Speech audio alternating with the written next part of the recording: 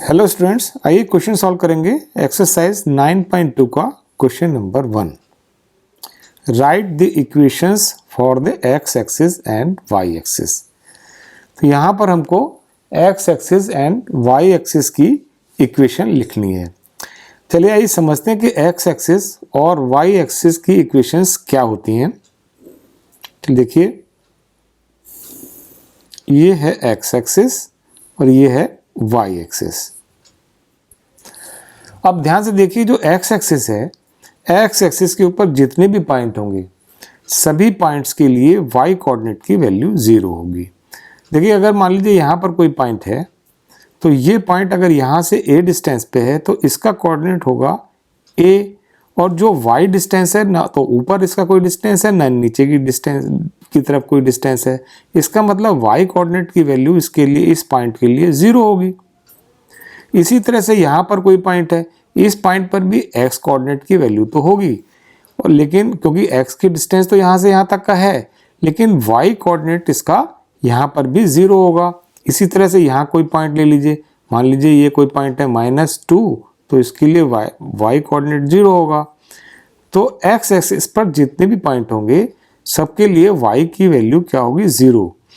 तो यानी y equal to 0 वो x एक्सिस को रिप्रेजेंट करेगा, यानी y equal to 0 x axis की इक्वेशन होगी। तो इसलिए इक्वेशन ऑफ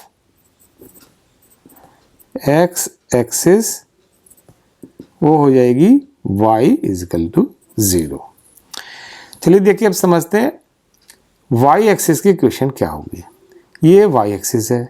अब y एक्सिस के ऊपर भी जितने भी पॉइंट होंगे सभी पॉइंट्स के लिए x की वैल्यू 0 होगी।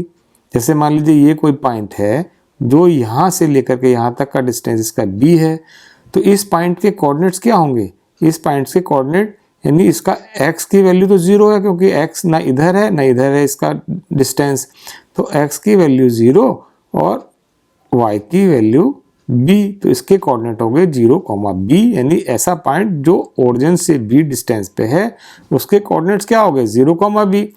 इसी तरह से कोई भी पॉइंट है, यहाँ पर कोई पॉइंट है, उसके लिए भी y की वैल्यू तो है लेकिन x की वैल्यू 0 है।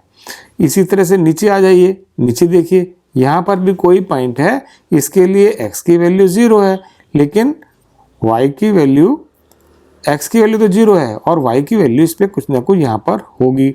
मान लीजिए ये -b है, तो इस तरह से y एक्सिस के ऊपर जितने भी पॉइंट होंगे सबके लिए x की वैल्यू 0 होगी, यानी x equal to 0 y axis को रिप्रेजेंट करेगा और x equal to 0 y axis की इक्वेशन होगी। तो इसलिए इक्वेशन ऑफ y एक्सिस क्या हो जाएगी? x equal to 0। चलिए नेक्स्ट क्वेश्चन करेंगे, question number 2, exercise 9.2। Find the equation of the line passing through the point -4, 3 with slope 1/2। यहाँ पर हमको एक ऐसी लाइन की इक्वेशन निकालनी है जो कि एक गिवन पॉइंट -4, 3 से पास हो रही है और जिसका कि स्लोप हमको 1/2 दिया हुआ है। तो चलिए इस क्वेश्चन को सॉल्व करना स्टार्ट करते हैं। चलिए देखिए, यहाँ पर अगर ये कोई लाइन है L और ये किसी पॉइंट से पास हो रही है, से x1 y1, और इस लाइन का जो स्लोप है वो है m।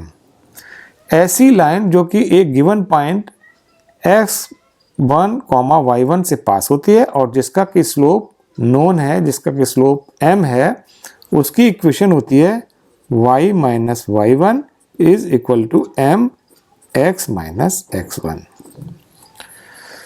अब देखिए, ये जो लाइन है, ये जिसकी की इक्वेशन हमको निकालनी है वो पास हो रही है -4, 3 पॉइंट से, यानी ये जो पॉइंट है -4, 3 से ये लाइन पास हो रही है, यानी x1 की वैल्यू यहाँ पर -4 है और y1 की वैल्यू 3 है, और इसका की स्लोप हमको दिया हुआ है 1/2। ये स्लोप हमको दिया हुआ है 1/2। बस m की वैल्यू इस इक्वेशन में पुट करेंगे और x1, y1 की वैल्यू यहाँ से हम इसमें पुट कर देंगे, तो हम लाइन की इक्वेशन निकालेंगे। देखिए, ये हो जाएगा y माइनस y1, यहाँ पे 3 हो जाएगा, 3 इज इक्वल टू, और m हो गया हाफ x माइनस 4। इसको सिंप्लीफाई कर लेते हैं।